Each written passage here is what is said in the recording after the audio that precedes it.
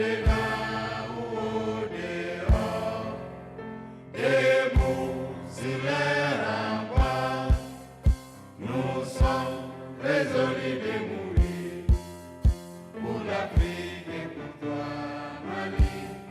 Notre drapeau sera liberté pour l'Afrique et pour toi, Mali. Notre combat sera l'unité.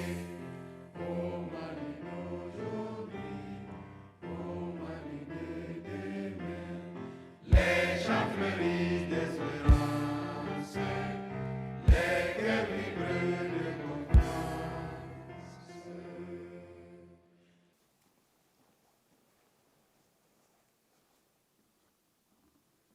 Maliennes, Maliens, mes chers compatriotes,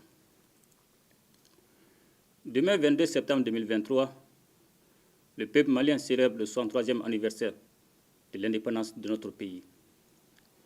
Le premier sous la 4e République. Ceci m'offre l'heureuse occasion de m'adresser à vous avec fierté et reconnaissance.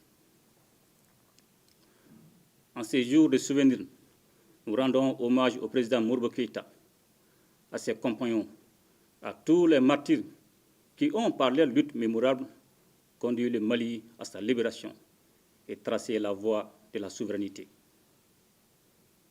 Maliennes, Maliens, mes chers compatriotes, depuis la rectification de la transition et la tenue des assises nationales de la refondation, notre pays a engagé des grands sentiers de réforme, répondant ainsi aux préoccupations soulevées par le peuple dans les domaines de la sécurité, de la gouvernance de l'État, de la justice et du développement socio-économique. Maliennes, Maliens, mes chers compatriotes, ayant pris conscience que la survie même de notre État dépendait de la question sécuritaire, les autorités de la transition ont opéré des choix stratégiques majeurs qui ont permis l'amélioration de nos capacités opérationnelles et la montée en puissance de l'armée.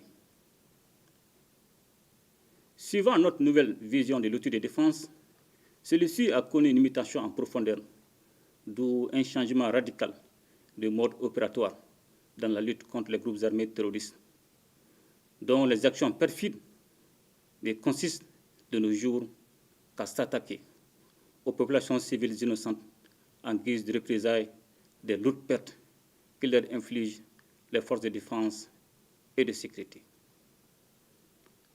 En témoigne la dernière attaque lâche et barbare contre le bateau Tombouctou dans la localité de Bamba.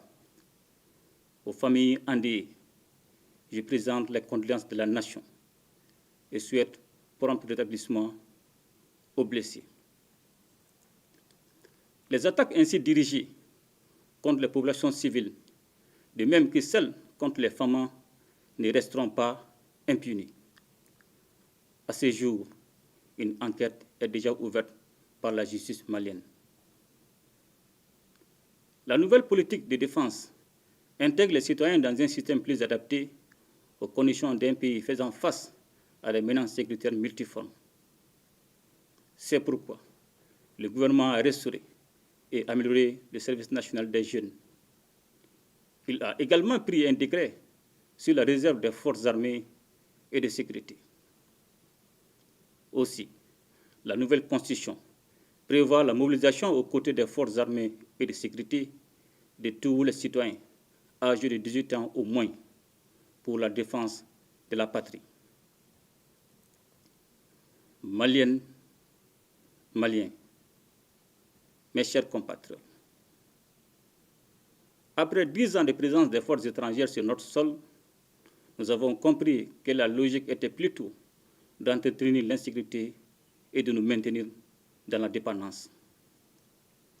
C'est la raison fondamentale pour laquelle le peuple malien a décidé de prendre en main sa sécurité.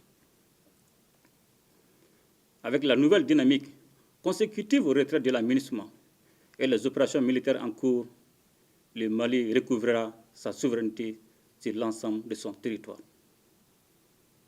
À cet effet, en application de la résolution 2690 du Conseil de sécurité des Nations Unies, le gouvernement de la République du Mali veillera au redéploiement effectif des forces de défense et de sécurité, ainsi qu'au retour des services sociaux de base sur l'ensemble du territoire national. Cela est d'autant plus urgent que la deuxième phase du retrait de la MINUSMA devra faire l'objet d'un suivi rigoureux dans les localités de Douanzan, Ansongo, Hagelhok, Kidal, Tessalit, au plus tard le 31 décembre 2023. Ce processus ne saurait se finaliser sans contrainte. Toutefois, j'invite les populations à resserrer les rangs autour des femmes dans l'accomplissement de cette mission décisive. Maliennes, Maliens, mes chers compatriotes, face aux multiples défis auxquels notre pays est confronté, notre diplomatie a su se réinventer pour jouer tout son rôle dans l'atteinte de nos objectifs majeurs de refondation, notamment la reconquête de notre souveraineté. Les résultats obtenus en termes de crédit de notre pays, mais aussi de mobilisation de ressources et de partenariats en soutien à nos efforts de développement, confortent nos choix. Ce repositionnement stratégique impulsé est appelé à se poursuivre dans un contexte d'incertitude lié aux profondes mutations en cours sur la scène internationale.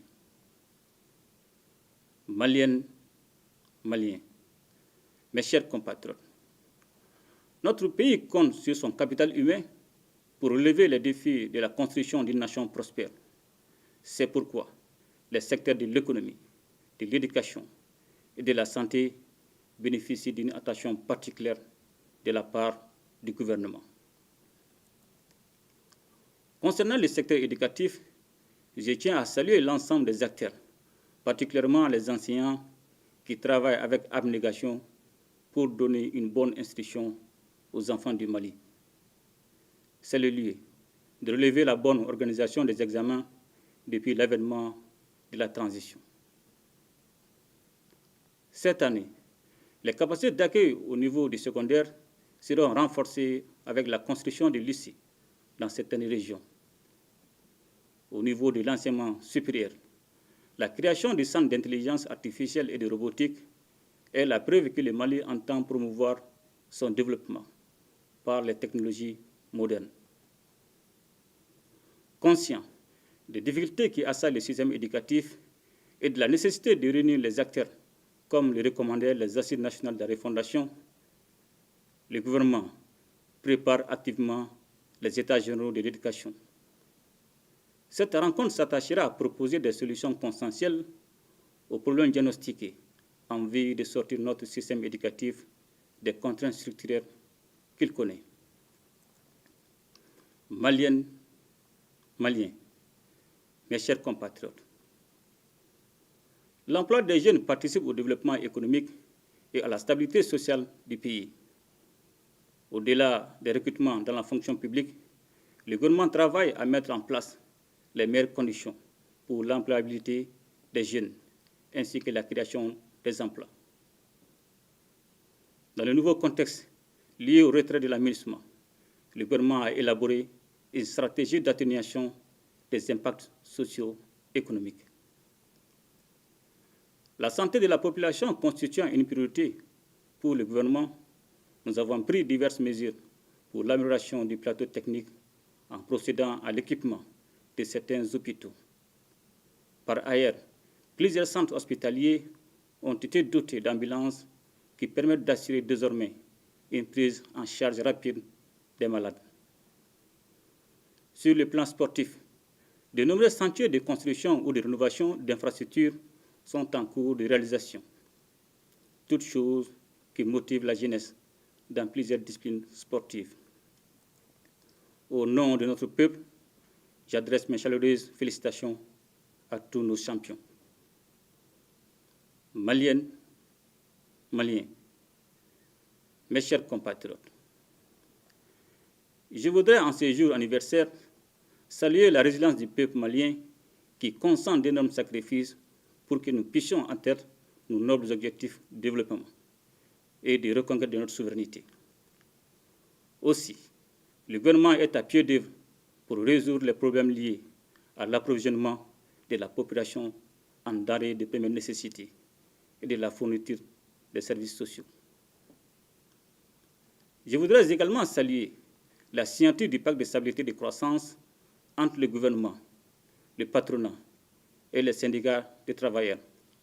La signature de ce document si important démontre le souci de l'ensemble des acteurs de mettre la stabilité de l'État au-dessus de tout et de créer un climat social apaisé, gage de développement socio-économique auquel nous aspirons tous. Maliennes, Maliens, mes chers compatriotes, le Mali vient d'adopter un nouveau code minier accompagné de la loi sur le contenu local. Avec ces deux textes, nous attendons sortir le secteur minier de sa situation actuelle d'enclave et l'intégrer à l'économie nationale. Par ce fait, notre pays canalisera les revenus qu'il est en droit d'attendre de l'exploitation minière et développer par la même occasion le tissu industriel et commercial, ainsi que les diverses infrastructures au niveau local et national. La création de la société de recherche et d'exploitation minérale, une société appartenant à l'État à 100% et qui sera chargée de faire de la recherche et de l'exploitation minière et prendre des participations dans le capital d'autres sociétés, participe de cet esprit.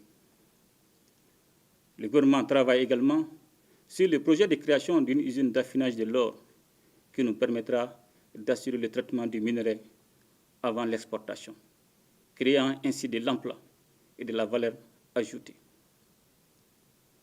Maliennes, Maliens, mes chers compatriotes, notre ambition étant d'atteindre l'autosuffisance alimentaire sur l'ensemble du territoire national, le gouvernement a consenti d'énormes efforts en faveur du monde rural.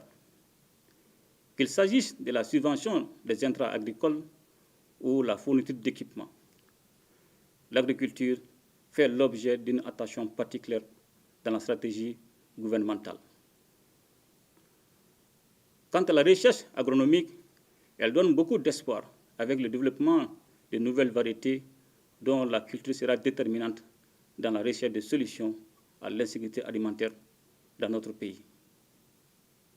Maliennes, Maliens, mes chers compatriotes, la question de la justice demeure l'une des revendications fortes du peuple malien. Aussi, en vue de renforcer l'institution judiciaire, plusieurs mesures importantes ont été adoptées.